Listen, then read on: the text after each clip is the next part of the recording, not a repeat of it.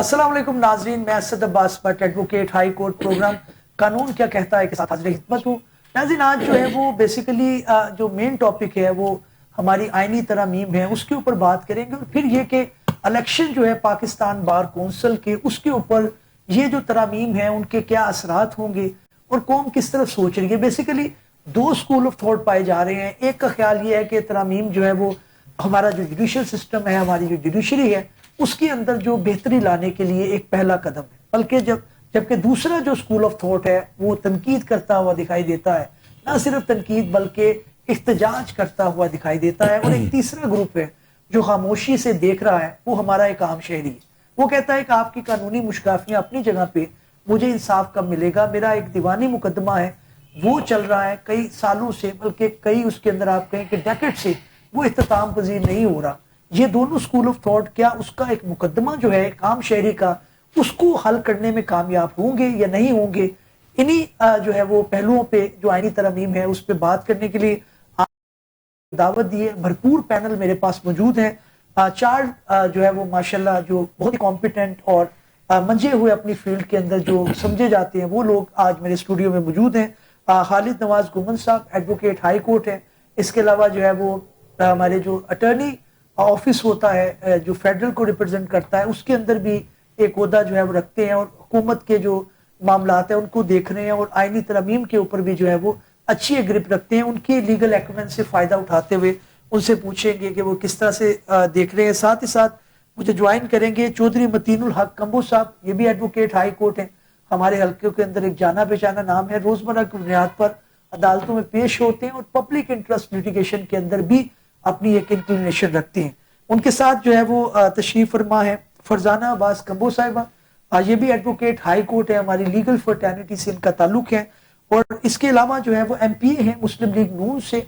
और साथ ही साथ लॉ एंड पार्लिमानी अफेयर कमेटी जो होती है, जो हुकूमत वक्त जो पंजाब लेवल पे है, उनको तजावीज़ भी देती है कि जनाब कौन सा कानून आना चाहिए। उनकी मौजूदगी का भी भरपूर फायदा उठाएंगे।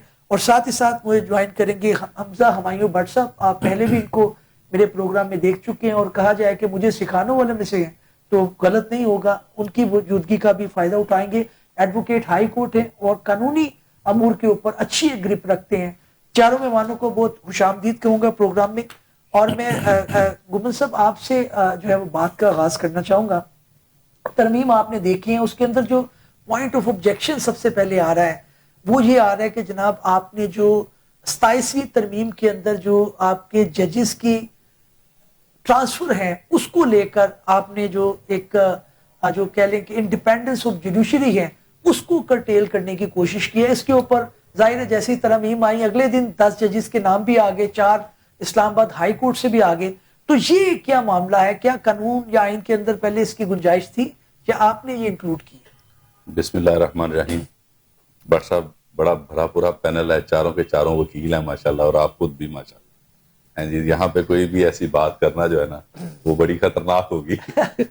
कोर्ट्स में 2 वकील नहीं मान होते, आपने 4-4 बिठाए हुए हैं। मेहरबानी है आप लोगों की। गुजारिश ये है भट्ट साहब, ये ऑलरेडी ये चीजें कॉन्स्टिट्यूशन में मौजूद थी, जिसके तहत जो लाहौर हाई कोर्ट से हमारे डोगर साहब थे, मिस्टर जस्टिस डोगर साहब, उनको इस्लामाबाद हाई कोर्ट में वो गए थे बराए ज़रूरत, क्योंकि वहां से मिस्टर जस्टिस आमिर साहब गए थे उधर सुप्रीम कोर्ट में। तो जो जरूरत के मुताबिक एक पढ़े लिखे जो एक्सपीरियंस्ड जज थे वो चाहिए थे बतौर chief of the concern court, ठीक। तो इसलिए उनको वहां पे बराए जरूरत लेके गए।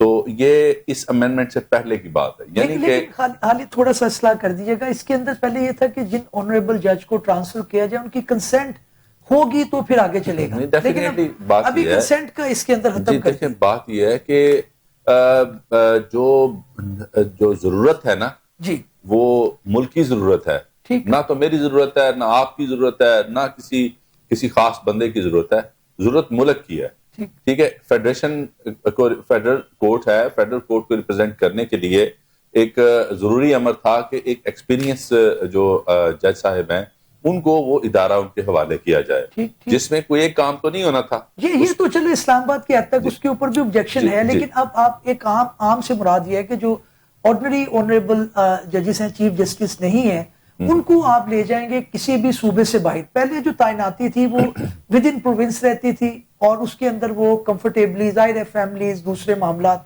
अब आप ये कहा जा रहा है, मैं बट साहब वेरी क्लियर और बड़ी पैथेटिकली यहाँ पे बात करूंगा कि क्या for the dispensation of the justice law भी एक है पूरे पाकिस्तान में, वही प्रिवेल करता है। स्पेशल लॉ जो प्रोविंशियल हो उनको छोड़ के जो अपने फेडरल लॉज हैं वो एक ही हैं। अगर जज साहब को फैमिली देखनी है तो ना घर काम करें, जाएं घर बैठे जाके, ठीक है। और अगर डिस्पेंसेशन ऑफ जस्टिस करनी है, मुल्क की खिदमत करनी है, क्योंकि ये जितनी भी सर्विसेज हैं ये अट्रैक्ट करती हैं मुल्क की खिदमत को, ठीक है। अब मुल्क की खिदमत में अगर उनको बलूचिस्तान में जाके काम करना पड़ता है तो इसमें हर्ज क्या है? ठीक है, इसमें कोई ऐसा मसला है? लेकिन मैं गुफ्तगू को आगे बढ़ाऊंगा। मैं वापस आता हूँ आपकी तरफ दोबारा। मैं चोहे मतीन साहब आपकी तरफ आऊंगा। मतीन उल हक साहब, पॉइंट ये है कि आपके अंदर मुल्क के अंदर कवानीन तो बना दिए जाते हैं, लेकिन उसकी मकसदियत जो है वो आपकी पॉलिटिकल विक्टिमाइजेशन की नजर हो जाती है। अब ये इंप्रेशन जी आ रहा है कि ये जो ट्रांसफर पोस्टिंग है कि ऑनरेबल जज को आपने उठाया लाहौर से, आपने बलूचिस्तान लगा दिया, तो वो तो जाहिर है उसके लिए नहीं वो एक्सेप्टेबल होंगी चीजें, और अगर वो कंसेंट नहीं देते तो उनको कंसीडर किया जाएगा कि जनाब वो रिटायर्ड हो गए। तो ये आप समझते हैं कि कानून अगरचे ठीक भी हो, लेकिन चुनकर वो जजेस के जो शायद हुकूमत वक्त को अकोमोडेट ना करें, उनको पीनलाइज करने के लिए इस्तेमाल किया जा सकता है? बिल्कुल ऐसे है सर। व्हाट्सअप शुक्रिया आपका। ये पाकिस्तान की हिस्ट्री में ये पहली दफ़ा ऐसे हुआ है कि ऐसी अमेंडमेंट सामने लाई गई है, लेकिन अवाम को पता नहीं। सोसाइटी के अंदर, अवाम के अंदर बड़ी पैनिक क्रिएट हो गई है कि जनाब ये क्या बनेगा। ठीक है, आईनी अदालतें ऑल ओवर द वर्ल्ड हैं, ये अच्छी बात है, क्योंकि सुप्रीम कोर्ट के अंदर बहुत ज़्यादा केसेस की तादाद डिसाइड नहीं हो रही। ये कॉन्स्टिट्यूशन मैटर, आईनी मैटर्स की वजह से केस अल्तवा में है। अब जजेस की ट्रांसफ़र ये थोड़ा सा वाकई ये एक तवज्जो तलब मसला है, क्योंकि मैं इसकी मिसाल देता हूँ। हमारे एक जज साहब थे, वो उनकी हमशीरा बहुत सख्त सवीर कंडीशन में थी, वो बेचारी फोत हो गई हैं, उनको बाबरपुर भेज दिया गया, वो बेचारे अटेंड नहीं कर सके थे। ठीक है जी, तो ये एक प्रॉब्लम तो है, लेकिन अगर देखा जाए, अगर इंसाफ की फराहमी के लिए ये तो ठीक है, लेकिन पॉलिटिकल विक्टिमाइजेशन नहीं होनी चाहिए। ठीक ठीक, ये चीज गलत है, क्योंकि जजेस जो हैं ये इंडिपेंडेंट। मेरा एक काउंटर क्वेश्चन, देखें ऑनरेबल जजेस, जाहिर है वो अगर उनके ज़हन पे ये होगा कि जनाब मैंने ये कोई ऐसा फैसला किया, अभी प्रिजम्पशन पे बात हो रही है, जाहिर है प्रैक्टिकल उसकी आएंगी चीजें सामने, लेकिन अगर उनके सामने ये हो कि जनाब मैं अगर मुकदमा कोई हुकूमत वक्त के खिलाफ मैंने किया, बड़े मुकदमा इस तरह के होते हैं जिसके अंदर हुकूमत के स्टेक भी होते हैं, हुकूमत चाह भी रही होती है फैसला एक तरफ आए, तो अब ये आपका ऊपर से जो ट्रांसफर करने वाली बॉडी है वो भी आपकी एग्जेक्टिव उसके अंदर इंपावर हो चुकी है। बिल्कुल सर, ये वैसे ट्रांसफर करने वाला काम बिल्कुल गलत है, नहीं होना चाहिए। एक जगह पे बैठ के जज साहब काम कर रहे हैं, उनको करने दें, ठीक है जी। और पता क्या, देखिए ये तो फिर ऐसे हुआ कि मनपसंद जजेस को आप ट्रांसफर कर लें, मर्जी के फैसले ले लें, तो इंडिपेंडेंट ऑफ जुडिशरी कोई नहीं है जनाब। जब पाकिस्तान में जो रेशो है हमारी जुडिशरी को इंसाफ फराहम 1/3 130वां नंबर है दुनिया के अंदर, तो मजीद ये और नीचे चला जाएगा। बिल्कुल ठीक। अपॉलॉजीज बट साहब, मुझे वैसे अफसोस इस बात पे, मैं ये जानना चाहता हूँ कि पाकिस्तान हमारा ही है, मैं कौन सा ये गवर्नमेंट ने जो अभी गवर्नमेंट ऑफ पाकिस्तान ने कानून पास किया है जिसपे आप ट्रांसफर की बात कर रहे हैं, अगर वो सिंध में जाके वही जज साहब अपनी सर्विसेज परफॉर्म करते हैं तो इसमें क्या इनजस्टिस हो जाएगा, क्या इसमें इलीगैलिटी हो जाएगी? मुझे इस चीज को देखना है कि मैं अपने तौर पे इस चीज को सोचूं कि क्या वो जस्टिस नहीं रहे, क्या वो उनकी जो है पावर्स जो विथड्रॉ कर ली गई हैं, लाहौर में अगर बैठ के सर्विसेज दे रहे थे। बल्कि मैं तो ये कहता हूं कि जो इंडिया की, मैं आपको एक बात मिसाल देता हूं कि पिछले ही दिनों एक बात हो रही थी कि वहां के जो चीफ जस्टिस है ना उस स्टेशन के, वो उस स्टेशन के होते ही नहीं है। मसलन लखनऊ के चीफ जस्टिस हैं, वो लखनऊ से नहीं होंगे, ठीक, वो किसी और स्टेशन से होंगे। ये देखें, ये एक पावर को डिल्यूशन ऑफ पावर इस तरह है कि वो मुतलका अपने बंदा जो रिश्तेदार, बहन भाई, दोस्त यार उठ के ये कहते हैं जी कि मैं उनसे कह दूंगा, जो यहाँ पे हमारा एक कल्चर है, एशियन कल्चर है, उस चीज को वो खत्म होता है। ठीक है, अब अगर सिंध में लगे हैं तो वहां पे क्या हर्ज है, वो नहीं मिसयूज करेंगे अपनी पावर। मैं गुफ्तगू आगे लेके चलता हूँ। फरजाना साहिबा, आपने भी बात सुनी, आप प्रैक्टिस में भी रही हैं, अभी भी आप एक कमेटी को उसके मेंबर भी हैं। इतराज जो आ रहा है, मैं सिर्फ अभी ट्रांसफर पोस्टिंग पे रहूंगा, वो ये है कि आपने पावर भी जो है वो आपकी, जाहिर है गवर्नमेंट है, आपसे मुराद हुई है कि जनाब आपने जो ट्रांसफर करने वाली बॉडी है उसके अंदर भी एग्जेक्टिव की अथॉरिटी है, गवर्नमेंट की ज्यादा रिप्रेजेंटेशन है, और फिर सबसे ज्यादा लिटिगेशन जो है वो गवर्नमेंट के अगेंस्ट होती है। तो ये किस तरह से पॉसिबल है कि आप principle of separation of power जो है, वो जो बुनियादी ढांचा है आइन का, उसको आप कर सके? किस तरह से देखती हैं आप इस तरमीम को? बिस्मिल्लाहिर्रहमानिर्रहीम। थैंक यू सो मच, आपने मुझे इनवाइट किया। सबसे पहले तो मेरा इख्तिलाफी नोट है मतीन साहब की बात से, उसके बाद मैं आपके क्वेश्चन की तरफ आती हूँ। Good question. आपने अभी फरमाया कि ये जो इनका सर्विसेज का मैटर है और इस तरह से ये वो तो हुकूमत के केसेस होते हैं। सबसे पहले तो मैं आपको ये पॉइंट दूं कि ये जो तरमीम है ये बहुत पहले हो जानी चाहिए थी, आई थिंक सो, क्योंकि बहुत सारे मैटर्स आम आवाम जो सफर करती है वो इनको नहीं पता। जब सॉरी टू से जुडिशरी के हमारे लिए ऑनरेबल है सब, बट उसमें ये जो चीजें अब जाके हुई हैं, आखिर ये तरमीम हुई है 1 2 3 से स्टार्ट करें तो यहाँ तक पहुंचते पहुंचते टाइम लगा है, और ये बिल्कुल सेफ्टी ऑफ जस्टिस है। इसमें ऐसा कोई भी चीज नहीं है कि जिसको हम यहाँ पे एलेबोरेट ना कर सकें, क्योंकि लेकिन ये ट्रांसफर पोस्टिंग का मामला, इसके ऊपर आके तनकीद बहुत ज्यादा है, प्रोटेस्ट भी इसी के ऊपर हो रहा है। देखिए जजेस भी हम आपस में लॉयर कम्युनिटी के अंदर भी ये बात हो रही होती है कि जनाब ये जज सब कुछ करेंगे, अब इनका रवैया देखें, ये सॉफ्ट हो जाएंगे। हम सॉफ्ट नहीं चाहते, हम तो चाहते हैं एक अच्छा जज हो, एक जो म्यार के ऊपर जो है वो इंसाफ के बुनियादी नुक्ते मैं आपका क्वेश्चन समझ गई हूँ। आपने असल में बात ये है कि जिन्होंने काम करना है उन्होंने यहाँ बैठ के भी काम करना है, उन्होंने उधर जाके भी काम करना है। बिल्कुल ठीक। और जिन्होंने काम ही नहीं करना, सो मैनी एक्सक्यूजेस, लेम एक्सक्यूजेस। जी, और अगर आप चाहते हैं, क्योंकि वो लोग, उनको इस चीज से नहीं फर्क पड़ना चाहिए कि हम लाहौर में बैठे या पेशावर में बैठे, उनको तो इस चीज से उन्होंने सर्विसेज डिलीवर करनी है ना। तो आप यहाँ पे ये क्वेश्चन के तनकीद हो रही है उनकी ट्रांसफर पोस्टिंग पे, तो बहुत सारे सिविल सर्वेंट्स हैं वो अपने एक होम स्टेशन से दूसरी जगह पे मूव करते हैं। तो जजेस भी तो इसी मुआशरे का हिस्सा है ना। बिल्कुल ठीक है। मैं इसी पॉइंट को मैं बट साहब आपकी तरफ आऊंगा। ये एक ऑब्जेक्शन तो है कि जो ब्यूरोक्रेटिक ट्रांसफर है वो तो जाहिर है ब्यूरोक्रेसी तो कहीं यहाँ पे होती है कहीं वहां पे होती है, तो उनको भी तो ये सारी जो है वो एक कह लें कि जो उनकी अनकंफर्टेबल जोन की तरफ ले जाती है, उनको कंफर्ट जोन से बाहर निकाल देती है। तो फिर ऑनरेबल जजेस भी जो है, और सिविल जजेस भी हम देखते हैं वो विद इन प्रोविंस ही होते हैं, लेकिन उनकी भी ट्रांसफर पोस्टिंग काफी ज्यादा है, एडिशनल जजेस की भी। तो क्या आप समझते हैं कि ये कॉन्स्टिट्यूशनल एक अदालत है, इसको कम से कम ये तहफ़्फ़ुज़ मिलना चाहिए? किस तरह से देखते हैं आप इसमें? देखिए बट साहब, पहली बात यह है कि हमारे आइन में एक क्लियर कॉन्सेप्ट है सेपरेशन का, जैसे हम लीगल लैंग्वेज में ट्रिकॉटमी भी कहते हैं। अब इस बुनियाद के ऊपर जो आपकी व्यूअर्स के लिए जो सबसे इंपॉर्टेंट चीज है वो ये है कि भाई हम ये नहीं कह रहे कि पार्लियामेंट की सुपरमेसी नहीं होनी चाहिए, बिल्कुल होनी चाहिए, कानून साजी करें। सिमिलरली एग्जेक्टिव्स हैं, उनके सामने जो कानून पार्लियामेंट लाएगी वो उसके मुताबिक एक्ट्स देते हैं, एक्शंस परफॉर्म करते हैं। लेकिन आइन ने एक स्पेशल स्टेचर दिया हुआ है जुडिशरी को कि उसकी एनॉटमी रहे, उसकी इंडिपेंडेंस रहे, और उसके अंदर वो रहते हुए ये देखे कि क्या आइन के मुताबिक पार्लियामेंट कानून साजी कर रही है या नहीं कर रही। और फिर उसके बाद ये देखे कि क्या जो एग्जेक्टिव्स हैं, यानी जो पुलिस है और बाकी जो आपके जितनी भी बॉडीज हैं, ये जितनी आर्म्स हैं, ये सारी की सारी उस कानून के मुताबिक और अवाम के फेवर के अंदर और कॉन्स्टिट्यूशन की डिक्टेट्स में रहते हुए क्या अपना काम कर रही है।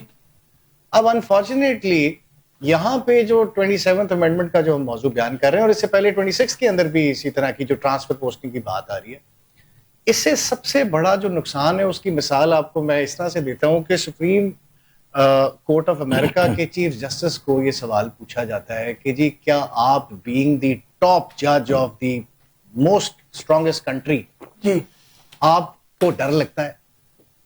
तो उनका जवाब बड़ा हैरानकुन था, और वो ये था कि मुझे भी डर लगता है। तो उन्होंने कहा आपको क्यों डर लगता है और कब लगता है? तो उन्होंने कहा कि मुझे फैसला करते हुए अवाम की ओपिनियन से डर लगता है। ठीक, यानी नतीजा ये आगाज हुआ कि जब कोई जज फैसला कर रहा होता है तो उसे सिर्फ दो चीजों का खौफ होना चाहिए, और वो एक खुदा का कि भी जो फैसला मैं करने जा रहा हूं वो इंसाफ पर मबनी है या नहीं, और दूसरा वाकई पब्लिक ओपिनियन का कि भाई इस फैसले से लोगों के ऊपर क्या इफेक्ट आएगा। अनफॉर्चुनेटली जब आप एक एनॉटमी के कॉन्सेप्ट को, यानी जहां पे एक आपकी जुडिशरी को मुकम्मल इंडिपेंडेंट होना चाहिए था, वहां पे आप एक ऐसी अफसोसनाक तरमीम लेकर आते हैं ठीक। जिसका इफेक्ट जो है, मैं नियत की बात नहीं कर रहा, मैं बात कर रहा हूं जी उसका इफेक्ट ये होगा कि आप मुझे बताएं कि इफ यू आर द जज और आपको ये पता है कि मेरे एक फैसले जिससे सरकार जो है वो डिसफेवरिंग हो जाए, उसके खिलाफ फैसला चला जाए, ठीक। तो उनके पास ये इख्तियार आ गया कि वो मुझे उठाकर बलूचिस्तान फेंक देंगे, कोयटा फेंक देंगे, तो क्या आप राइटफुल डिसीजन ले पाएंगे? ठीक ठीक। दूसरी सिचुएशन ये है कि अब आप एक आम आदमी का मुकाबला कर रहे हैं सरकार के साथ, वो सरकार के खिलाफ मुकदमा ले आया जी, और सरकार कहती है जी ये हमारी फेवर में फैसला होना चाहिए, तो how do you believe that जज जो है वो इन हालात के अंदर एक इंडिपेंडेंट, सो इवेंचुअली अवाम के अंदर जो इंडिपेंडेंट जुडिशरी के ऊपर जो एक बहुत बड़ा कलंक लगा दिया। ठीक ठीक। क्या वो ये कहेंगे कि ये पॉलिटिकली अपॉइंटेड जजेस हैं जी, please। और मैं- इवेंचुअली मैं- ये मैं- फेयर डिसीजन नहीं? मैं इख्तिलाफ मेरा करूंगा पॉइंट इससे। मेरा एक- पॉइंट एक- सर मुझे अब बट सर सर वो एक complete आखिरी करें। मौका, मुझे मैं एक फिर आखिरी, आऊंगा। मेरा देखिए एक point। मैं पहले बता देता हूं, एक मैं बड़ी इंटरेस्टिंग आपके, देखिए ये इसमें कोई शक नहीं है कि गवर्नमेंट इस टाइम ये कहती है कि जी ये एसएचओ भी तो है थाने का, उसको हम जहां जिस डोमिसाइल पे हम वहां पे ट्रांसफर नहीं होने देते, हम कहीं और ले जाते हैं, तो जज को क्या प्रॉब्लम? ठीक। तो बात ये है जी कि वो जो एसएचओ आपने उसके डोमिसाइल से हटा के दूसरे शहर में ले गए, वहां पे करप्शन खत्म होगी। अवाम को पूछें क्या हाल है, किस तरह से करप्शन हो रही है, किस तरह से पैसे लेकर जो है वो एफआईआर दी जाती हैं। ठीक। तो अनफॉर्चुनेटली जो आइन, देखिए हम कानूनी बात कर रहे हैं, कोई पॉलिटिकल बात नहीं हो रही। आइन के तस्वुर में एक क्लियर कॉन्सेप्ट था हमारे बड़ों का जो अडम्बरेट हुआ कि भाई आपने जुडिशरी को इंडिपेंडेंस देनी है। अमेरिका की रियासत के अंदर आज भी जज जहां का डोमिसाइल्ड है वहीं रहता है, उसे ट्रांसफर नहीं किया जाता। अच्छा ठीक। मिसालें और भी नहीं, मिलेंगी नहीं, आपको। नहीं, बिल्कुल मैं- लेकिन नहीं। बड़ा मैं right to इख्तिलाफ point- करता हूं इससे, मैं मेरा वहां पे एक point काम ले- किया हुआ है, मेरा- मैं इस पे मेरा- बात कर मेरा सकता एक हूं point इस पे। ले लें। मैं छोटी सी बात कहना ये- चाहूंगा, छोटी सी बात ये है, खालिद मुझे करके ये फिर बता मैं दें आपकी तरफ कि ये इंडिपेंडेंस ऑफ जुडिशरी नीचे सिविल जजेस पे, एडिशनल सेशन जजेस पे या सेशन जजेस पे खत्म हो जाती है? क्या उनको भी फिर उनके सेटअप में नहीं रखना चाहिए? उनके साथ तो फिर जुल्म है। ये तो पाकिस्तान में ज्यादा से ज्यादा मिला के 100 जजेस होंगे ना, ये हायर कोर्ट और सुप्रीम कोर्ट के, तो नीचे जो है वो उनका क्या कसूर है? बड़ी अच्छी उनको बात भी की उनके वैसे। डोमिसाइल में रखें ना ये जी। बड़ी positive- उनको भी वहां पे रखें। बड़ी- क्या वहां पे बड़ी- इंडिपेंडेंस बड़ी नहीं चाहिए? positive- ठीक है, बड़ी अब positive बात असल में बात है करने जी। की ये मैं इस बात कि पर- ये चीज जो मीठा मीठा हाफा पर कोड़ा कोड़ा थू थू इस तरह नहीं होता। ये। बात ये है कि वो चीज करनी चाहिए, वो होनी चाहिए कि ये जज साहब बलोचिस्तान में भी जज हैं, बलूचिस्तान ये कराची में भी जज हैं, मैं ये ये लाहौर बात- में भी जज हैं, इनका अथॉरिटी चैलेंज नहीं हो रही। मैं पॉइंट ऑफ व्यू लेता हूँ, फिर मैं हमजा आपकी रिप्लाई भी ले लेता हूँ। जी मैं मैडम। इन्होंने जो बात की है, मुझे ये बताएं, ये मेरे सामने ये कप पड़ा है, इसके अंदर चाय है जी। फॉर एग्जाम्पल, जी। इसको मैं यहाँ से उठा के यहाँ रख दूंगी, तो मुझे ये बताएं इसकी क्वांटिटी में किसी चीज में कोई फर्क आ जाएगा? जी। नहीं आएगा। अगर जजिस को एक जगह से दूसरी जगह मूव करने में क्या प्रॉब्लम है? जी ये नहीं, बहुत देखिए अब ये हमजा रिप्लाई करेंगे। हमजा अब आप अपना जवाब प्रॉब्लम सिर्फ ये है कि इलेक्शन आ रहे हैं पाकिस्तान बार काउंसिल के, Yes, वकला yes. को बाहर आइए, निकाला आइए। गया है कि पाकिस्तान बार काउंसिल के इलेक्शन में आइए। जो बंदे आइडियोलॉजी के साथ जाने लगे हैं, जो न्यू आइडियोलॉजी इंट्रोड्यूस करवाई गई है फॉर द आइए। डिस्पेंसेशन ऑफ द जस्टिस, वो उनका अथॉरिटी खत्म हो रही है एक ग्रुप की। उन्होंने कहा वकीलों को बाहर निकालो और ये पाकिस्तान बार काउंसिल के इलेक्शन पे इफेक्ट करवाओ, और कोई बात नहीं है। और कोई वगरना- बात नहीं। मैं हमजा का आइए, हमजा आप अपना व्यू देखिए दीजिए। बट साहब बात जी। ये, अब यहाँ पे मेरे सवाल के ऊपर पॉलिटिकल व्यू पे बात शुरू हो गई है। मैंने आपके सामने एज अ लॉ स्टूडेंट ये मौजूद रखा जी। है, मैं किसी पॉलिटिकल पार्टी का कोई मेरी एलिजेंस नहीं है। ठीक ठीक। हम बात कर रहे हैं आइन की, जी और इवेंचुअली हम यहाँ पर जो पैनल पे बैठे हैं, आपने सारे लॉयर्स बिठाए हुए हैं, जी। ये हमारी इखलाकी कानूनी जिम्मेदारी है कि हम आइन की प्रोटेक्शन के लिए, हम लोगों ने लाइसेंस लिए हुए, हम जाकर लोगों के इंसाफ की बात करते हैं, तो यहाँ पर भी फेयर करेंगे। Let's not about being having any political benefits. देखिए मौजू बात ये हो रही है कि मैं जब इंडिपेंडेंस की बात कर रहा हूं तो मैं पूरी जुडिशरी की बात कर रहा हूं, मैं 4 लोगों की नहीं कर रहा। ठीक, वो भी गलत है जो आप मैं कह रहे हैं। गुजारिश करेक्ट, मैं मेरा पॉइंट ये है कि जब हम ये बात कर रहे हैं कि आपकी एपेक्स कोर्ट के या हायर कोर्ट के जो जजेस हैं, उनकी ट्रांसफर पोस्टिंग्स का इख्तियार किसी एक पर्टिकुलर तबके के पास नहीं होना चाहिए, तो इसी तरह हम लोअर जुडिशरी की भी बात कर रहे हैं। ठीक ठीक। तो इसीलिए तो जो नुक्ता गुमन साहब ने बयान किया, यही वो वजह है ना कि हम लोग बिल्कुल लास्ट रैंक के ऊपर जुडिशरी खड़ी है। बिल्कुल ठीक। क्योंकि आप देखिए यहाँ पाकिस्तान की तारीख में, पाकिस्तान की तारीख में जुडिशरी का कोई पॉजिटिव किरदार नहीं रहा। इसके ऊपर तो हम सबको ये वाज़ेह है, इसमें बहुत सी पॉलिटिकल बेनिफिट्स लेवरेजेस लेकर, प्रेशर राइज करके, तो आपने बहुत से डिसीजंस लिए हैं पाकिस्तान की तारीख में, आपके पास मौजूद है। अभी हालिया जस्टिस शाहिद जमील साहब ने इस्तीफा दिया। ठीक। तो उनके केस में क्या पॉलिटिकल मौजूद? इस पॉइंट उन्होंने रिजाइन करते हुए ये कहा कि जी मेरे ऊपर जो है, मुझे जो है वो डिफरेंट तरीकों से प्रेशराइज किया जा रहा है, ठीक और मेरा अब जमीर मुझे इसकी इजाजत नहीं देता। ठीक and now there is a chain of point पे मैं रिप्लाई करूंगा। बात लेके चल जी मैम बताइए। इस पॉइंट पे रिप्लाई ये है, जैसे उन्होंने कहा जी जजेस ने वो किया, रिजाइन दिया, ये वो हमारे मुल्क की सबसे बड़ी बदकिस्मती पता क्या है कि जब भी हमारा मुल्क तरक्की की तरफ जाता है ना तो इसी तरह के मैटर्स शुरू हो जाते हैं। पहला पॉइंट। दूसरा बात, ये जो जजेस ने आप फॉर एग्जांपल वो जो हमारा रिजर्व सीटों वाला मैटर था, आया वो सब कुछ ठीक था? नहीं, ये भी जुडिशरी ने वो एग्जाम्पल कोट कर दी है कि कॉन्स्टिट्यूशन का बिल्कुल हिला के रख दिया है। ठीक, तो इसका जवाब किसके पास है? ये पॉइंट आया। मैं मतीन साहब आपकी तरफ आऊंगा। लीगल फ्रेमवर्क के अंदर बात ये है कि जो अभी अवाम कह लें कि उस तरह से डिवाइडेड नजर आती है इस अमेंडमेंट के ऊपर, वो ये भी एक बात करती है कि जनाब पहले जो आपका निजाम था, अगर 26वीं तरमीम से पहले भी आप करें तो वो डिलीवर नहीं कर रहा था। वो उसने भी कोई पाकिस्तान की रेटिंग को ये नहीं है कि बड़ी को टॉप पे थी जो अब नीचे आ जाएगी।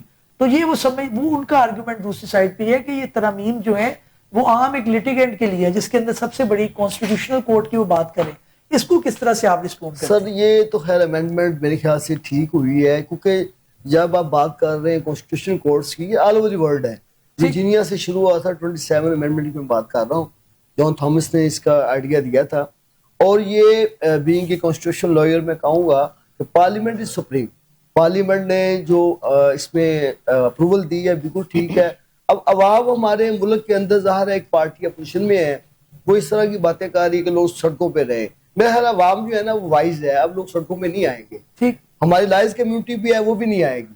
ठीक है, बाकी जजेस का मामला है ये देखें, अब ये सुप्रीम जुडिशल काउंसिल है, अमलन वो भी खत्म हो गई है। अब ये मैटर जो है प्योरली ये प्रेसिडेंट ऑफ पाकिस्तान के पास है।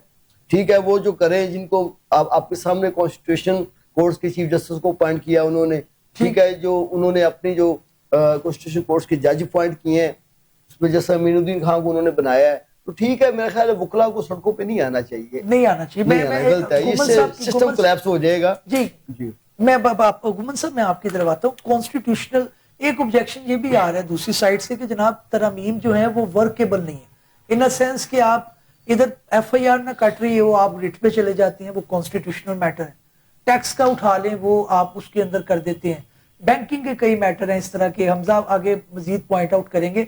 बेशुमार इस तरह के आपके मसाइल हैं जो कि आप रिट जुरिस्डिक्शन में आते हैं, तो क्या उसको भी आप एक कॉन्स्टिट्यूशनल बेंच के पास भेजेंगे? तो किस तरह से वर्केबल, किस तरह से? सर बात यह है कि अटैक करता है कॉन्स्टिट्यूशनल पिटीशंस, ठीक है, अंडर सेक्शन आर्टिकल 199 और आगे आप अगर जाते हैं 184 पे, तो उस पे उन्होंने एक्शन लेनी है कि वो किस तरह से उसको डिसाइड करते हैं। उनके जो SOPs बनेंगे वो डेफिनेटली कॉन्स्टिट्यूशनल पिटीशन है ना, तो डेफिनेटली वही बेंच उसको डील करेगा। तो और अलाउ किया गया है कि हर बेंच में हर सूबे में वो कॉन्स्टिट्यूशनल जो कोर्ट्स हैं वो उनको बना रहे हैं, उसको एडवांस कर रहे हैं, तो डेफिनेटली वो रिटें भी वहीं जाएंगी। ठीक है, और ये वो इश्यूज को इतने बड़े इशू नहीं है, इशू जो असल में है किया जा सकता जी, इशू जो है ना असल में इस चीज को डिस्पेंसेशन ऑफ जस्टिस के साथ अगर रख के सोचा जाए ना, तो वो वक्त भी था यहाँ पे कि 58,000 केसेस पेंडिंग थे सुप्रीम कोर्ट में, जिसको अब कॉन्स्टिट्यूशनल कोर्ट बनी है तो उसमें उन्होंने 18,000 केसेस वहां पे भेज दिए और यहाँ पे रह गए 40,000। अब इन जजेस को जिन्होंने रेगुलर कोर्ट्स में काम करना है, इनके पास मसरूफियत के लिए इसके अलावा और कोई काम नहीं है कि जिस तरह से कैमरे लग जाते थे और अपनी स्टेटमेंट्स दी जाती थी और सारे दिन का काम वो दुनिया के एक कोने से पाकिस्तान के बंदा उठता था और सुप्रीम कोर्ट में आकर बैठता था कि मेरे आज केस की सुनवाई होनी है, पता नहीं किस तरह से पैसे लेके आता था वो, तो आज उसका केस सुना जाएगा। ठीक, उसके केस को वो वेटेज मिलेगी।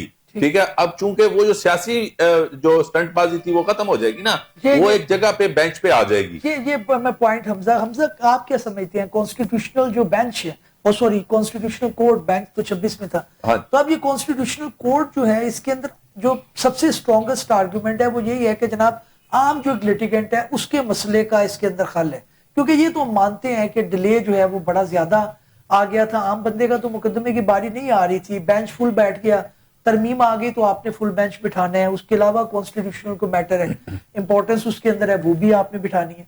तो आम एक बंदे की लाइन आप समझते हैं कि बारी आ जाएगी? इसके अंदर भी अभी बहुत सारी स्टेजेस देखें बट साहब, प्रैक्टिकली स्पीकिंग आपने जो कॉन्स्टिट्यूशनल बेंच बनाया, मेरा उसके ऊपर कोई ऑब्जेक्शन नहीं है, क्योंकि कॉन्स्टिट्यूशनल कोर्ट, कॉन्स्टिट्यूशनल जो कोर्ट है ना जी, उसके ऊपर ऑब्जेक्शन इसलिए नहीं हो सकता कि आपके पास ऐसे मॉडल जो हैं वो दुनिया के अंदर नजर आते हैं। ठीक, कि सुप्रीम कोर्ट के साथ साथ आपने एक कॉन्स्टिट्यूशनल जो कोर्ट है उसको अलहदा कर दिया कि जी जो भी आईनी मौजूआत है वो वहां पे चले जाए, इससे कोई खास फर्क नहीं पड़ेगा। ठीक, ये जो लेकिन जो मैं जो रिजल्ट अजम्पशन जो मुझे गुमन साहब दे रहे हैं कि जी वो कॉन्स्टिट्यूशनल कोर्ट के बनने से लोगों को इंतजार नहीं करना पड़ेगा, कह ठीक रहे हैं, इंतजार नहीं करना पड़ेगा, लेकिन उस सूरत में जहां पे सरकार चाहती होगी कि इसका फैसला हो वहां पे इंतजार नहीं करना पड़ेगा।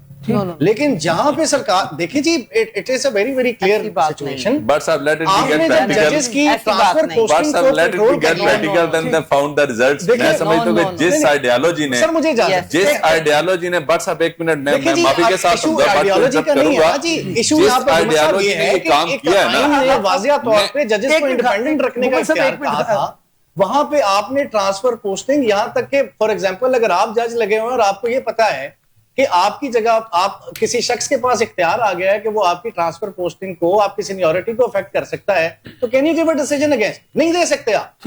मैं आप दे नहीं यहाँ पे सकते। एक मिनट, मैं ना बट साहब मैं एक बात जी, बताऊंगा, जिस जी, आइडियोलॉजी ने ये कॉन्स्टिट्यूशनल अमेंडमेंट प्रपोज की है ना, जी। उन्होंने, मेरी बात जरा गौर से सुनिएगा, मैं अपनी आवाम को भी ये बताना चाहूंगा कि ये बात जरूर गौर से और दिल में बिठा के सुनिएगा और फिर बताइएगा कि मेरी इस बात का जवाब कोई है। जिन लोगों ने ये कॉन्स्टिट्यूशनल अमेंडमेंट प्रपोज किया और फाइनलाइज करवाई है ना, वो लोग 10-10 हजार रुपए फीस लेकर तो वो काम किया और आज लाखों करोड़ों में भी वो फीसें ले रहे हैं। ठीक है, वो छोटे से छोटे लिटिगेंट की प्रॉब्लम को जानते हैं। मैं बात कर रहा हूं आजम तारड़, एहसन धून और बाकी जो उन जैसे एलाइज हैं, उन लोगों की बात कर रहा हूं। ये हामिद खान ग्रुप नहीं है। यहाँ पे वो नहीं कि वहां पे कंपनी वर्क करें और उनको पता ही ना हो कि नीचे लिटिगेंट की प्रॉब्लम्स क्या है। ठीक है, उन लोगों को अपने ऑफिस में बैठ के जजेस को फोन करके फैसले लेने के मामले को खत्म करना पड़ा है। आज वो खत्म हो गए हैं। आज प्रैक्टिकल लोग आए हैं यहाँ पे और उन्होंने ये अमेंडमेंट्स दी हैं और वो इन फैसलों को यहाँ पे अमेंडमेंट्स को प्रपोज करके फाइनलाइज करके और लोगों की आम आवाम की फैसिलिटेशन के लिए काम कर रहे हैं। इसको जरा सोचिएगा, फिर मुझे बताइएगा कि क्या ही होगा कि नहीं होगा। फरजाना की तरफ जाना चाहूंगा। बट साहब एक मुझे सिर्फ माजरत के साथ देखिए, बात यह है, आजम अजीज तारड़ साहब, एहसन धून साहब या बाकी और भी अगर कोई ऑपोजिट साइड पे भी वो है, हम किसी इंडिविजुअल की बात नहीं कर रहे। इंडीड पूरी बार जानती है, पूरे पाकिस्तान की बात जानती है कि देखिए वन ऑफ द क्रेडिबल्स जो कि जिन्होंने काफी काम किया है, लेकिन हम जो पर्टिकुलरली बात कर रहे थे वो आइन की थी और हम ये बात कर रहे थे कि जुडिशियल इंडिपेंडेंस कंप्रोमाइज हो रही है 17वीं तरमीम में। हम कब कह रहे हैं कि किसी एक इंडिविजुअल का नाम लेके कि इसकी वजह से, हम तो ये कह रहे हैं कि ये जिसने भी किया है दे डू नॉट रियलाइज कि इसका जो नेगेटिव इफेक्ट होगा वो क्या होगा। आप आम आदमी को इंसाफ ऑफर नहीं कर सकते इस सिचुएशन में, नहीं कर सकते। मैं मैडम बात ये है कि जो आपने तरमीम की है उसके अंदर अब अगर आप गवर्नमेंट से, जाहिर है कभी आप हैं कभी ऑपोजिशन में हैं, तो डू यू थिंक कि ये आपको डेंट नहीं करेगी या आपको प्रोटेक्ट करेगी? क्योंकि ये अगर मिसाल के तौर पर हाइपोथेटिकली अगर हाई कोर्ट के एक ऑनरेबल जज को आप ट्रांसफर करते हैं, वो रिफ्यूज करते हैं, उनको रिजाइन करना पड़ जाएगा, तो वो आप सारे पुराने जज रिजाइन करवाएं, नए आप इंडक्ट करें, नई गवर्नमेंट अगर आपके खिलाफ ये इस्तेमाल करती है, तब आप कैसे आर्गुमेंट करेंगे? मैं आपका बहुत अच्छा क्वेश्चन है। बात ये है कि ये जो सारी चीजें, ये जो सारी डिस्कशन है, आया इसी तरमीम पे क्यों हो रही है? क्योंकि यहाँ पे बहुत सारी चीजें हैं कि जो अभी मुझे अलाउ नहीं है यहाँ पे उनको ओपन मैं नहीं कर सकती, क्योंकि ये बात ये है कि बहुत सारे मैटर्स ऐसे हैं जैसे पहले तो कभी नहीं ऐसा हुआ था जो अब हो रहा है। कई बार आइन को सबोताज किया गया, कई बार लॉ की वायलेशन हुई, मगर तब तो इतनी डिस्कशन नहीं हुई। अब इस तरमीम पे क्यों, वाई? उसकी वजह बुनियादी ढांचा उससे डिस्टर्ब, बुनियादी ढांचा इससे बिल्कुल डिस्टर्ब नहीं है।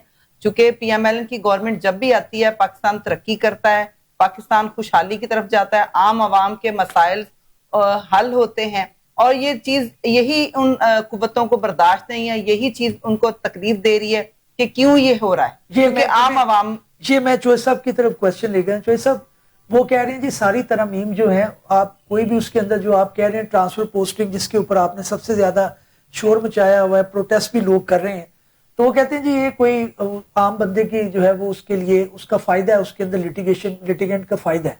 क्या कहेंगे आप? बिल्कुल ये सही बात है। देखें कॉन्स्टिट्यूशन कोर्ट्स बन गई हैं, इससे फायदा बेशुमार। देखें कॉन्स्टिट्यूशन लिबर्टीज की हम बात कर रहे हैं, उसको स्पॉइल नहीं करना चाहिए, ठीक है। इंडिपेंडेंस ऑफ जुडिशरी की बात कर रहे हैं तो जुडिशरी हमारी आजाद होनी चाहिए, ठीक है जी। और आम आवाम को फायदा जरूर होगा क्योंकि देखें उनके केसेस जल्दी समाप्त उनकी हो जाएगी। आईनी केसेस ऐसे हैं जो कि कई महीने कई साल चलते रहते हैं, बाकी केसेस की बारी नहीं आती, तो आम इंसान को इससे फायदा होगा मेरा ख्याल। इसमें सड़कों पे नहीं आना चाहिए, खाम आवाम को पता नहीं इसके बारे में, इसकी माफी के साथ एक बात करूंगा, वो वक्त नहीं है अब ये कि शौकत अजीज सिद्दीकी, मिस्टर जस्टिस शौकत अजीज सिद्दीकी को अपनी जज ना मानने की बात ना मानने की वजह से निकाल दिया जाए, ठीक है। अगर वो एक एक्सप्रेशन देते हैं बाहर में जाके कि ये मामला इस तरह डील होने चाहिए, इस तरह होने चाहिए, पोलिटिकल इश्यूज पे या जो मैरिटोरियल इशू पे इस तरह होने चाहिए, तो उस पे उनको बाहर निकाल फेंका जाए कि हमारी बात नहीं मानते। हमें जस्टिस काजी फायज ईसा साहब का वक्त नहीं भूला कि जब उनकी बीवी को उनके मामला को बगैर किसी वजह के कुर्सी मैयत में लेके आया गया है। ये अमेंडमेंट किस तरह से प्रोटेक्ट कर रही हैं? फिर आप किस तरह से इसको कह रहे हैं कि जी अब ये प्रोटेक्शन मिलेगी ऑनरेबल जजेस को, उनके ऊपर कोई इस तरह की कदर नहीं आएगी? किस तरह से? मैं इस अभी मैं तरमीम पे बात नहीं करूंगा, मैं ये करूंगा कि आज कम से कम जब वो नो कॉन्फिडेंस मोशन हुई थी पिछली गवर्नमेंट के खिलाफ, तो उसके बाद से लेके अभी तक मुझे कोई ऐसी कॉन्फ्रंटेशन दिखा दें कि जिसमें किसी जज को उसकी सीट से डिस्क्वालीफाई किया गया है या उसको निकाला गया है या उसको मजबूर किया गया है कि आप सर्विस से आप कर दें, ठीक है जी। अब बात असल में यही करने की है कि हमें पहले तो देखना यह है कि किस फैक्टर का, किस पार्टी का या किस सेगमेंट का क्या किरदार रहा है, ठीक है। अभी ये डेवलपमेंट ऑफ जुडिशरी या development of independence of justice की तरफ जा रहे हैं ना, तो ये पॉजिटिव प्लेबैक्स हैं इसके। अब आगे देखना है कि जब इस पे रिजल्ट आएंगे तो फिर क्या होता है, जब इसमें कोई ऐसी बात आती है तो फिर इस पे बात आती है। साहब का रिप्लाई ले लूं फिर मैं भी।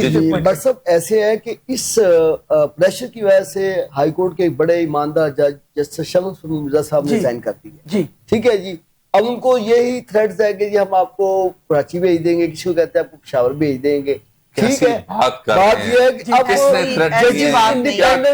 नहीं कर सकते, बात करने वाली करें। ये अच्छा दूसरा ये है कि जजेस की अपॉइंटमेंट का तरीकेकार जो है वो वजह किया जाए, वो क्या है, ठीक है। पार्लियामेंट सुप्रीम, लेकिन अब ये तो नहीं कि हर सियासी पॉलिटिकल पार्टी अपनी मर्जी के पिक एंड चॉइस करके जजेस यहाँ पे मेरा इख्तिलाफ है। ये इंडिपेंडेंस की बात। सबसे ज्यादा जो जजेस हैं वो वकला से लिए जाए जो कि प्रोफेशनल्स हैं, ठीक है, विदाउट एनी। अभी ये जो 14 जजेस अपॉइंट हुए हैं 15, उनमें से ज्यादा कौन से हैं जजेस? बिल्कुल ये प्रोफेशनल लॉयर्स हैं। इनको पता है मतीन साहब को कि वो लोग यहाँ पे प्रोफेशनल वर्किंग करने वाले हैं। आज जाके देखें उधर हाई कोर्ट में आप भी पेश होते हैं, भट्ट साहब भी पेश होते हैं कि सबसे ज्यादा वो काम डिस्पोजल वो कर रहे हैं और ऑन मेरिट कर रहे हैं। मुझे ये बताएं आप कैसे ये बात कर सकते हैं? और जो लोग दूसरे देखें, हर एक का राइट है कि अगर वो फर्ज करें सर्विसेज में है या सेशन जज है तो उसके पास इतने क्रीडेंशियल्स हैं, डिस्पोजल है कि वो आगे जस्टिस पे भी आ सके, तो उसका राइट है, उसको भी मेरिट करना चाहिए। नाज़रीन, मुझे इस मौजू के दूसरे पहलू की तरफ बढ़ना है और हम बात करेंगे कि पाकिस्तान बार कौंसिल के जो इलेक्शन है उनके ऊपर ये तरामीम किस तरह से असरअंदाज होंगी, क्या उसके अंदर कोई पॉजिटिव इंपैक्ट आएगा, क्या किसी एक जो पार्टी है हमारे वकला की उसको ये फेवरेबल होगा या दूसरी को अनफेवरेबल होगा, इसके ऊपर बात कर लेते हैं। मैं हमजा आपकी तरफ आऊंगा, आपका जाहिर एक स्टांस है, आपने देखा है कि अभी इलेक्शन जो है वो हालिया हुए पंजाब बार कौंसिल के और जो सूबाई सतह पे, अब मामला जो है वो नेशनल सतह पे आएगा और पाकिस्तान बार कौंसिल के इलेक्शन है, उसके अंदर ये तरामीम जो है आप समझते हैं कि इसके अंदर उसका कोई नेगेटिव रोल होगा, किसी एक पार्टी को फेवर करेगी?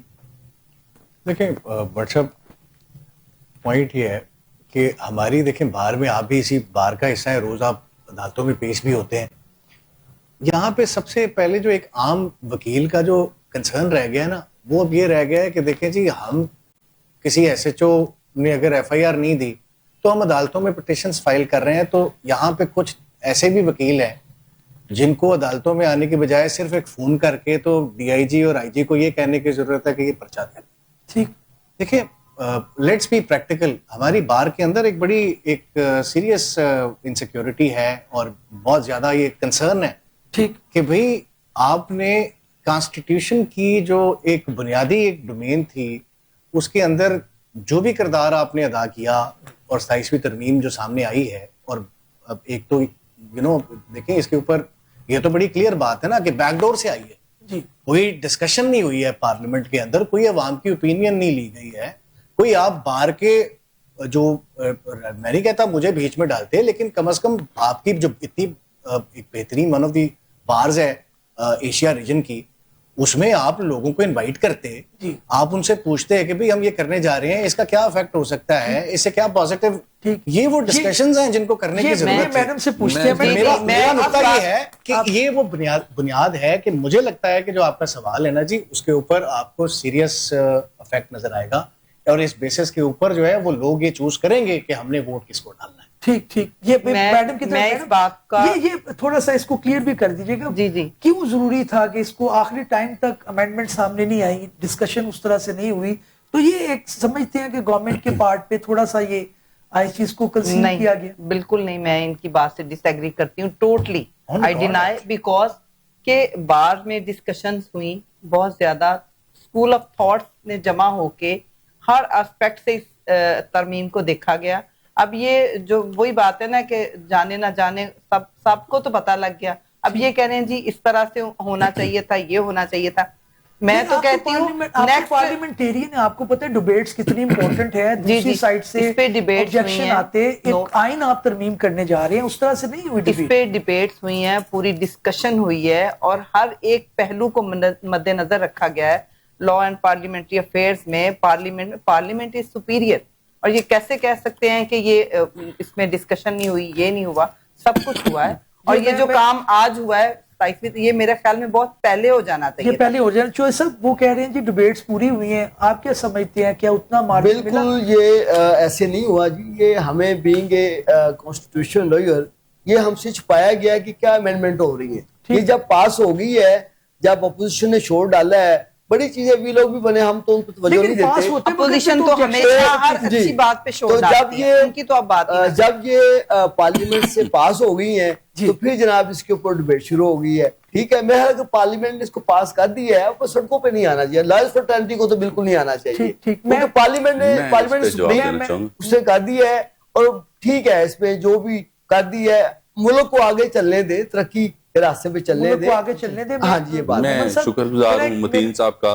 कि इनका जो मैनिफेस्टो एक्चुअली है कि मुल्क को आगे चलना चाहिए, बिल्कुल डिबेट्स होनी चाहिए, ये बहुत अच्छी बात है। लेकिन मैं एक छोटी सी बात यहाँ पे कहूंगा कि ये डिबेट्स जो है ना, ये पार्लियामेंट को सूट करती हैं। पार्लियामेंट का प्रेरोगेटिव है कि वहाँ पे पार्लियामेंट में तो जो है ना, जो रिप्रेजेंटेटिव ऑफ द स्टेट हैं या अवाम है, वो उसको डिस्कस करें, जिसमें सारी पार्टीज आती हैं, कोई एक पार्टी नहीं आती है।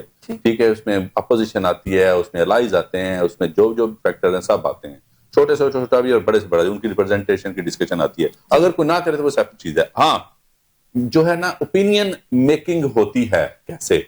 सुप्रीम कोर्ट का इलेक्शन हुआ 26वीं तरमीम के बाद, किस ग्रुप ने जीता, जिन्होंने अमेंडमेंट प्रपोज की, और उसके बाद लेकिन खाली उसके पीछे और भी फैक्टर हैं, वो चीजें गवर्नमेंट पे हैं, उसके अंदर वो जो है क्या सुप्रीम कोर्ट के इलेक्शन पे पढ़े लिखे तबका जो बुजुर्ग लोग हैं, जिनको अट्रैक्शन नहीं है अब किसी चीज की, वो सुप्रीम कोर्ट का इलेक्शन जो है वो किसी लालच में जाके करेंगे?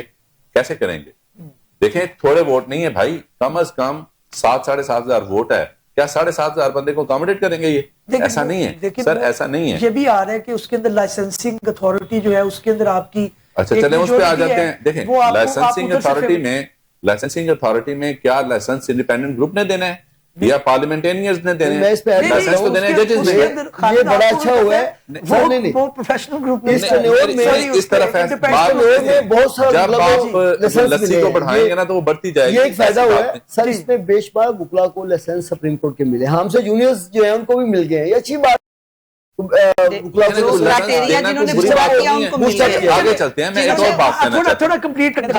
और बात कहना चाहता हूँ। पंजाब बार के इलेक्शन हुए, यकीन करिएगा उसके अंदर वो मेजोरिटी नहीं आई जो आपकी लास्ट टाइम थी। जी, मैं उसी तरफ आता हूं। आपने बड़ा शोर मचाया, फॉर्म 47 फलां वो, लेकिन यकीन करिएगा मैं एक्टिव पार्टिसिपेंट था उस एडमिनिस्ट्रेशन में जिसने इलेक्शन करवाया, कि हमारे जो चेयरमैन साहब थे उनके साथ लाहौर बार के प्रेसिडेंट जो दूसरे ग्रुप से जो हाईकोर्ट ये तो बार सिर्फ मैं पंजाब- मैं प्लीज लेट मी कंप्लीट ना, दूसरे हाईकोर्ट बार के प्रेसिडेंट वो 1-on-1 मिनट टू मिनट बिल्कुल इंगेज साथ रहे, दूसरे ग्रुप का कोई बंदा नहीं था।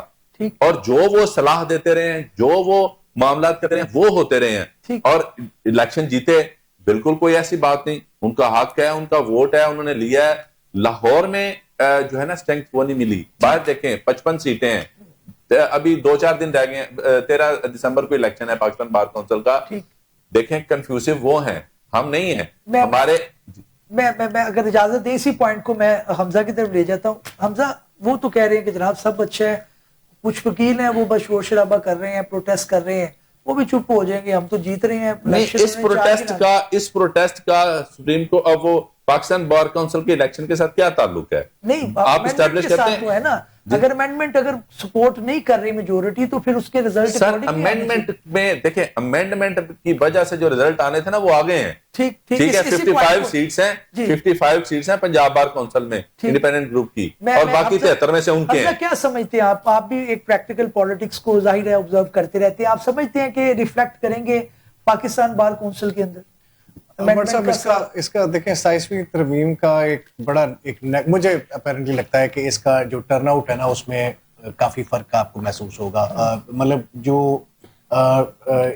चॉइस ऑफ वोट है उसके ऊपर 27वीं तरमीम को टेबल पे रखकर ही डिसाइड होगा। ये एक मेरी नजर में प्रोटेस्ट होना ना होना दैट इज समथिंग एल्स, वो हर शख्स का अपना मौजू है। लेकिन जो रिजल्ट्स हम एक्सपेक्ट कर रहे हैं ना जी इस इलेक्शन में, उसमें एक बहुत बड़ा फैक्टर जो है वो ये 27th अमेंडमेंट ऑन टेबल एक हो सकता है। मैं मैडम आपकी तरफ आऊंगा, आप क्या समझती हैं? आप भी जाहिर है एक लॉयर के तौर पे काम मैं करती इनकी रही। बात को टोटली वही बात इन्होंने कहना कि मेरी हर बात को ये डिसएग्री करते हैं, हालांकि ये मैंने तो नहीं नुक्ता नहीं, नजर नहीं, आप ऐसे कर है। सकती हैं। बिल्कुल। लॉयर का काम है disagree असल करना। में अब आपको पता है कि हमारे पाकिस्तान ने तरक्की करनी इसलिए शुरू नहीं की कि यहाँ पे लोगों ने इस चीज को अडॉप्ट कर लिया, इस वजह से कि पीएमएलएन की गवर्नमेंट में वो सारे, अब जैसे बाई इलेक्शन की आप एग्जांपल ले लें, ये अभी हाल ही हुए हैं और आज उनमें ओथ हुआ है बाई हमारे। इलेक्शन तो आपको पता है हमेशा मेरी जो सुन नहीं power में लोग होते हैं वो इसकी नहीं लोगों बस अब ने इसकी बात को नफरत- मैं डिनाई करता हूँ। नफरत वो की याद आपको सियासत भूल गया को- जब 3.5 साल दौर था तो इलेक्शन डस्का का मैंने 3 दफा लड़ा था। ठीक है, 3 दफा उस इलेक्शन को होस्ट किया था मरियम नौशीन इफ्तिखार के, फिर जो कुछ वहां पे गोली चलाई गई, और 17 इलेक्शन हुए थे, 17 में से 16 इलेक्शन मुस्लिम लीग नून जीती थी स्टेट की उस बिल्कुल वक्त। वुकला पढ़ी अब लिखी भी कम्युनिटी है। तो आप समझते हैं जो जिमनी इलेक्शन है फेयर एंड जी, बिल्कुल वो भी फेयर हुए इलेक्शन, फेयर कोई हुए ऐसा हैं, इसमें और ऐसा इसमें मसला वो जो नफरत की सियासत थी और जो हमारे पीएमएलएन का विजन था, जो डोर स्टेप्स पर उन लोगों को सहूलियात मिली, उनकी वजह से उन्होंने वो मरियम बीबी के प्रोग्रामों को वोट दिए। बिल्कुल ठीक है। पीएमएलएन के प्रोग्राम्स को, अवाम की खुशहाली और तरक्की का जो सफर है उसको वोट हुआ है। और इसी तरह से ये जो अब आप डिस्कशन कर रहे हैं, इंशाल्लाह जो इलेक्शन है उसमें कोई वुकला बिल्कुल नहीं वो करेंगे, बायकॉट भी नहीं करेंगे, और ना उस तरह से एजिटेशन होगी, कुछ भी नहीं होगा। मैं ये चोइस सिर्फ साहब- एक चोइस साहब से वो पूछता हूं, सिनेरियो चोइस साहब- बनाया जा रहा है, चोइस अदरवाइज साहब- ऐसा कुछ नहीं। मैं चोइस साहब आपकी तरफ आऊंगा। चोइस साहब क्या इंटरैक्ट इलेक्शन है यहाँ पे? तो उस तरह से आम वकील ने वोट भी नहीं डालना, वो तो डाल चुके हम लोग। अब उसके अंदर क्या रिफ्लेक्ट होगा? वो तो जो लोग हैं वो अपनी अपनी एफिलिएशन के मुताबिक ही चलेंगे। कोई इतना देखिए जी फर्क बात नहीं यह है कि ये पंजाब बार काउंसिल का इलेक्शन बिल्कुल फेयर एंड फ्री हुआ है। इसमें किसी ग्रुप ने जो है ना डोमिनेंस, ठीक है, देखिए मैं वोट डाले पाकिस्तान बार की बात कर रहा जी, हूँ। पाकिस्तान बार को उसी तरफ आ जाए तो जो इसमें जो रेशो ज्यादा होगी जिस ग्रुप की, वही फिर अपना चेयरमैन बनाएंगे, वाइस चेयरमैन बनाएंगे पाकिस्तान बार काउंसिल के। और अपेरेंटली जो मकामी इलेक्शंस की बात कर रहे हैं, अवाम का रुझान इलेक्शन में नहीं रहा। अभी आप NA 129 का इलेक्शन हुआ है, बहुत थोड़े वोट कास्ट हुए हैं, ठीक है जी। तो हाँ जी, लोगों का रुझान नहीं है। सेकेंडली ये है कि पाकिस्तान बार काउंसिल के 27वीं तरमीम पे कोई असर नहीं है। अच्छा, ये बिल्कुल कोई असर नहीं होगा। उसकी वजह यह है कि आपके 55 जो वोट्स हैं इंडिपेंडेंट ग्रुप के हैं, तो डेफिनेटली यही ग्रुप जो है प्रिवेल करेगा। जी बिल्कुल। आप बाकी बात नहीं है, 4 मिनट मेरे पास बाकी है। मैं फाइनल लॉयर मूवमेंट बन पाएगी इस बार? समझ रहे हैं आप? नहीं, बिल्कुल नहीं होगी जी। कोई वुकला के पास टाइम ही नहीं है, बात व्हाट्सएप कर रहे हैं, कोई मूवमेंट नहीं होगी। मूवमेंट की बात कर रहे हैं, चंद लोग हैं जो वो अपने जाती मुफादात के लिए लगे हुए हैं। बंदा है वो करना चाह रहे हैं, कोई मूवमेंट नहीं होगी। बिल्कुल नहीं होगी। देखिए बट अब देन अगेन यहाँ पे देखिए ये पॉलिटिकल जो डिबेट है वो असाइड, अनफॉर्चुनेटली हमारी बार के अंदर अब पॉलिटिकल पार्टीज तो आ चुकी हैं जी आज। और ये मैं अब आपको आम वकील की जुबानी बात कर रहा हूँ कि अब टेक्निकली आम आदमी आम वकील का जो मफाद है वो तो इट इज नॉट देयर। अब तो पॉलिटिकल पार्टीज जो है उन्होंने इन्फ्लुएंस कर लिया है हमारी बार्स को भी, और अब हमारी बार्स के अंदर भी जो भी वोट डालने आता है, जिसको सुनो वो कहते हैं जी मैं तो मरियम नवाज को डाल रहा हूँ वोट, उन्होंने कहा जी मैं इमरान खान को डाल रहा हूँ। सो अब टेक्निकली वोट इस हद तक तो कंप्रोमाइज्ड है, इसमें there is no doubt about it. It's a very open very clear situation. लेकिन देखें कुछ बातें हैं जहां पर आप एज अ लॉ स्टूडेंट आपकी एक आइन के साथ एक एक आपकी बॉन्डिंग है, then you are appearing in court. तो मेरा पर्सपेक्टिव ये है कि जमीर कहीं ना कहीं शेक होगा। ये 27th अमेंडमेंट 26th अमेंडमेंट ये एक बहुत बड़ा मौजू है, इसका इफेक्ट हमारे बच्चों पर भी आएगा। और आई एम नॉट सेइंग कि ये कोई इंटेंट पर्पस है, हो सकता है it was a positive move, but इसका कॉन्सिक्वेंस जिस तेजी में इसको लेकर आया गया और जो इसके जो ऑब्जेक्टिव्स हमें नजर आ रहे हैं वो बहुत खौफनाक नजर होंगे। आपको इंसाफ के ऊपर जो अपेरेंटली मेरा जाती व्यू है कि अब आपको आने वाले वक्तों में ये नजर आएगा, लोग ओपनली कहते होंगे मैडम से फाइनल जी, लोग ओपनली कहते होंगे कि पॉलिटिकली अपॉइंटेड। मेरे ख्याल में अपने आप को ऑपोजिशन में रख के देखें कि ये तरमीम आपके ऊपर किस तरह से इम्पैक्ट कर सकती है। हमारे आप ऊपर समझते हैं ठीक है, ये सब कुछ ठीक है। और नेक्स्ट मैं आपको श्योर कि नेक्स्ट एक ऐसा ही आप यहाँ पे पूरा सेटअप होगा और आप इसकी फेवर में बात कर रहे होंगे। नेक्स्ट सेशन आपका जो होगा, आज की जो हमारी डिबेट है, अभी तो हम यहाँ पे बात कर रहे हैं, नेक्स्ट आप करेंगे कि इसका कितना हमें फायदा हुआ। ये बहुत पहले हो जाना चाहिए था। जी गुमन साहब फाइनल आपका फिर मैं सिंपली इस तरह कहूंगा कि कोई एक प्लाजिबल बात बता दें कि क्या आने वाली नस्लों को इसका नुकसान होगा, ठीक, सिर्फ इतनी सी। मेरे पास आर्गुमेंट्स मौजूद हैं कि इसके फवायद क्या हैं। आने वाली नस्लें इंशाअल्लाह ताला इस चीज को एंजॉय करेंगी, याद करेंगी कि जिन लोगों ने ये एहसान अजीम इस मुल्क पे, इस अवाम पे, इस लीगल फ्रेटर्निटी पे किया है, उनके नाम इंशाअल्लाह ताला सुनहरी हरूफों में लिखे जाएंगे इंशाअल्लाह ताला। ये आप जहन में रखिएगा। लेकिन आप ये जहन में रखिए, भट्ट साहब का फाइनल कहना चाह रहे हैं कुछ?